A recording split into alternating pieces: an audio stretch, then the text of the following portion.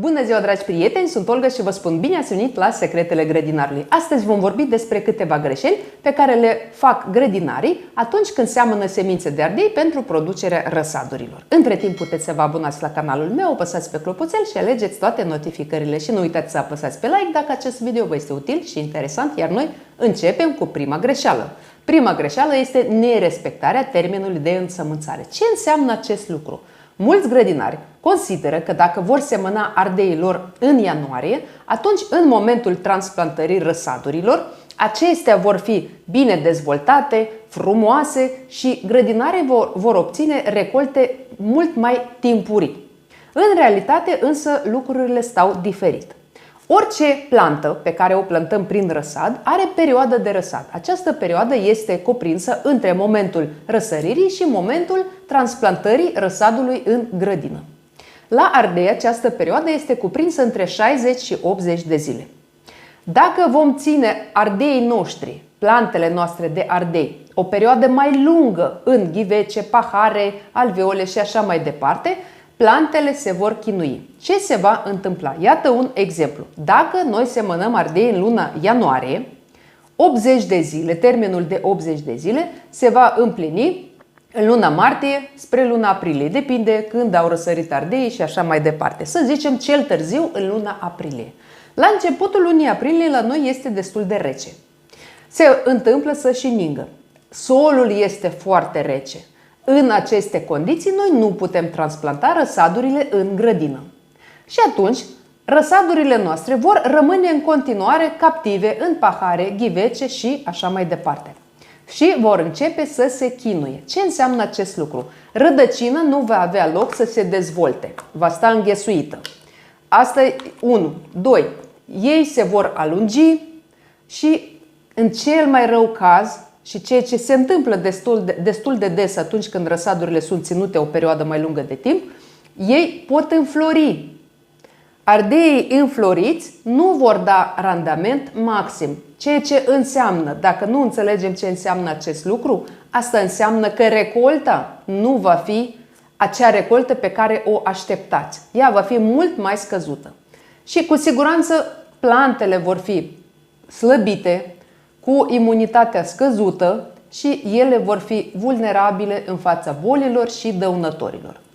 Și atunci, pe parcursul întregului sezon, acei grădinari nu vor face altceva decât să stropească ardei împotriva bolilor, împotriva dăunătorilor, vor căuta diverse substanțe ca să hrănească acele plante slăbite și rezultatele vor fi oricum slabe.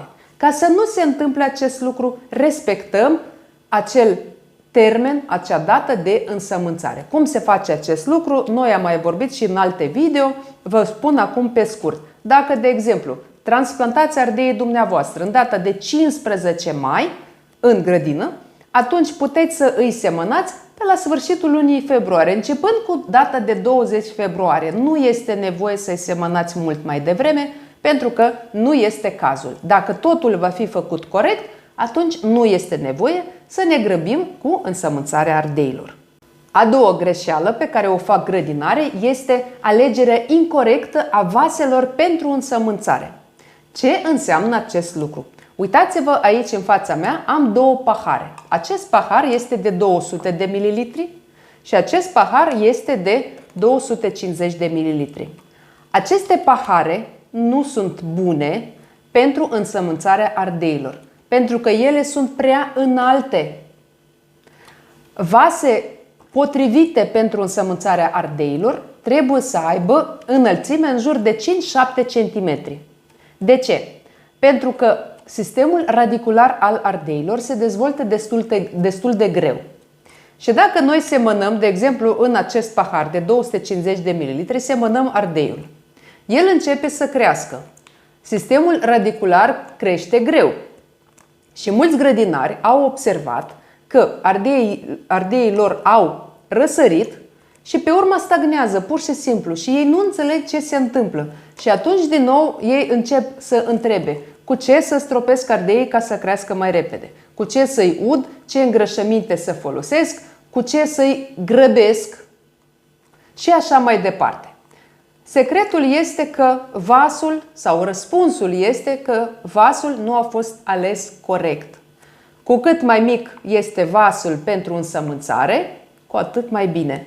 Pentru că apoi, când ardeii vor avea 2-3 frunze adevărate, pur și simplu îi transplantăm în vase mai mari. Dar nu ne grăbim. Dacă, de exemplu, la început, în ce putem semăna?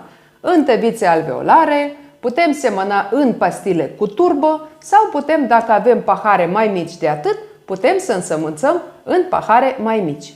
Și apoi când vedem aici, unde avem găuri de drenaj, dacă vedem că rădăcinile acestora ies afară, a venit momentul să îi transplantăm. Pur și simplu îi scoatem dintr-un pahar și punem într-un pahar mai mare.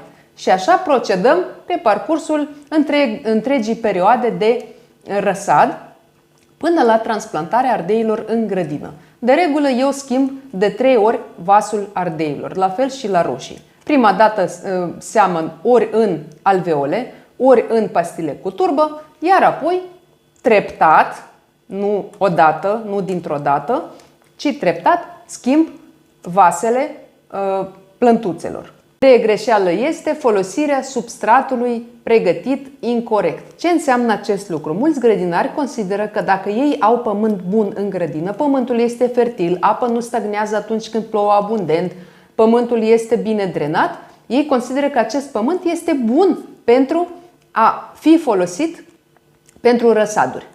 Însă, atunci când acel pământ, oricât de ușor ar fi acesta, dacă acel pământ ajunge în spațiu închis, adică în pahare, în ghivece și așa mai departe, el se tasează.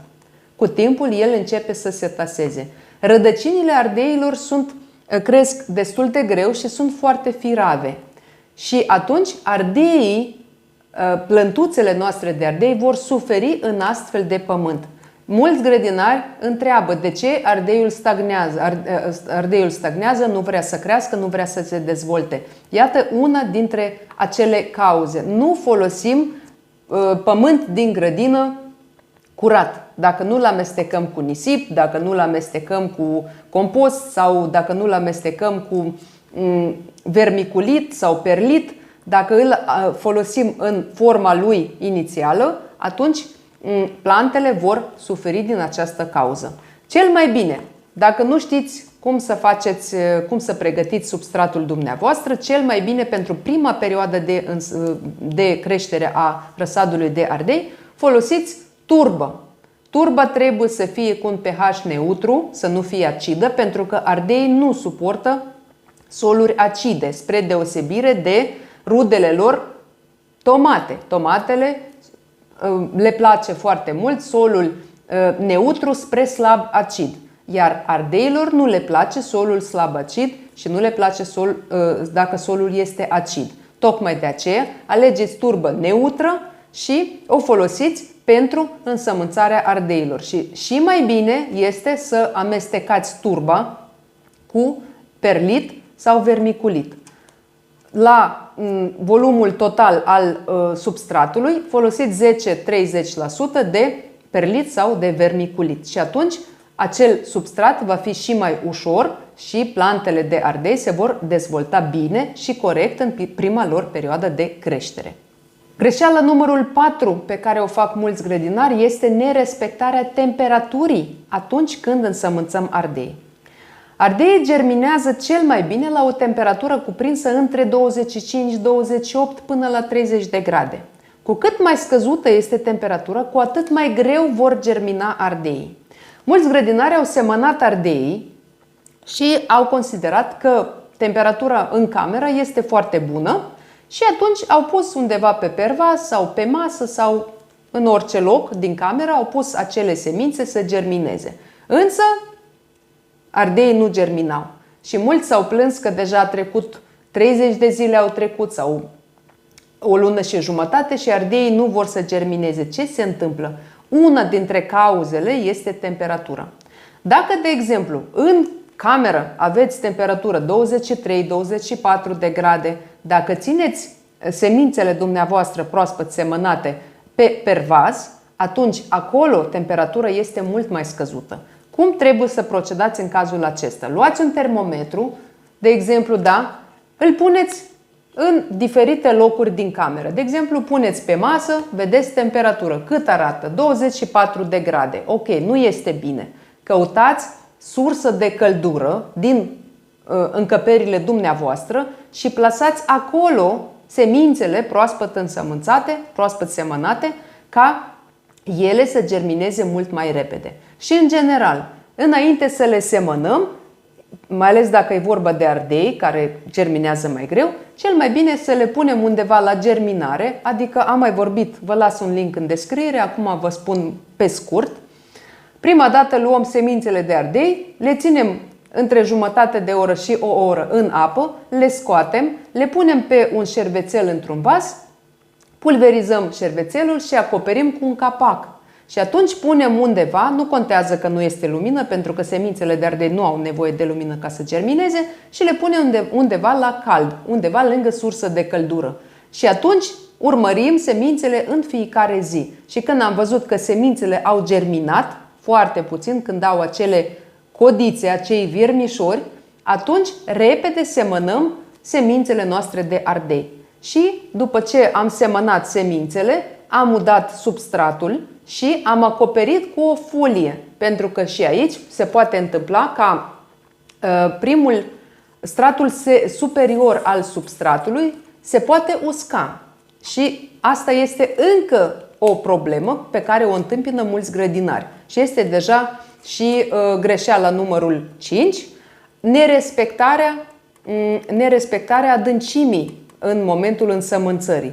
Semințele de ardei se seamănă la 0,8 liniuță 1 cm maxim adâncime. Dacă semințele vor fi prea la suprafață, atunci riscăm ca stratul superior al substratului să se usuce și în cazul acesta sămânța nu poate nici germina, nici planta nu poate răsări pentru că se usucă efectiv acel mediu în care se află sămânța. Sau dacă semănăm prea adânc, de exemplu până la jumătatea paharului, dacă acest pahar ar fi bun pentru însămânțare, da? Atunci dacă am semănat la jumătatea paharului, iarăși este prea adânc și sămânța nu are putere să germineze sau planta nu are putere să iasă afară. Tocmai de aceea, după însămânțare, unul la mână, în momentul însămânțării, respectăm acea adâncime recomandată și apoi acoperim paharele sau alveolele ce avem cu capace sau cu folie de plastic și din nou punem la căldură până în acel moment în care observăm că plantele încep să răsară, atunci când apar acele bucle. Și atunci schimbăm locul și le punem undeva la geam. O altă greșeală despre care vom vorbi astăzi este folosirea îngrășămintelor pentru pregătirea substratului pentru însămânțare. Adică atunci când pregătim substratul înainte de însămânțare, nu trebuie să folosim niciun fel de îngrășământ. Pentru că plantele, plântuțele proaspăt răsărite nu au nevoie de niciun fel de îngrășăminte. Ele au acele substanțe nutritive pe care le iau din sămânță, din care ies. Și până la apariția 2-3 frunze adevărate, plantele nu vor avea nevoie de niciun fel de îngrășăminte. Atunci când plântuțele au 2-3 frunze adevărate și observăm deja că rădăcinile lor se văd prin găuri de drenaj, le schimbăm vasul, luăm unul mai mare și pregătim un nou substrat la care putem adăuga compost sau vermicompost și în cazul acesta sau alte îngrășăminte dacă aveți dumneavoastră, depinde ce preferați, și atunci, într-adevăr, putem să folosim îngrășăminte. Dar, în general, dacă vorbim despre răsaduri, răsadurile nu trebuie fertilizate la fel ca și plantele care deja cresc în grădină. Și dacă folosiți fertilizanți sau îngrășăminte lichide, de exemplu, atunci când pregătiți soluția de lucru, mai bine să o faceți mai puțin concentrată decât trebuie, decât mai concentrată. Pentru că în cazul acesta, vorbind simplu, puteți să ardeți rădăcinile plantelor și în cazul acesta chiar riscați să vă pierdeți plântuțele. Dragi prieteni, eu vă mulțumesc că și astăzi ați fost alături de mine. Sper că acest material vă este de folos. Puteți să lăsați un like la acest video. Dacă nu ați reușit să vă abonați la canalul meu, puteți să o faceți acum. Apăsați pe clopoțel și alegeți toate notificările. Eu vă mulțumesc că și astăzi ați fost alături de mine și vă aștept în comentarii, ca de obicei, cu întrebări și sugestii. Și vă doresc sănătate, spor în toate și recolte bogate. Ne vedem data viitoare. La revedere!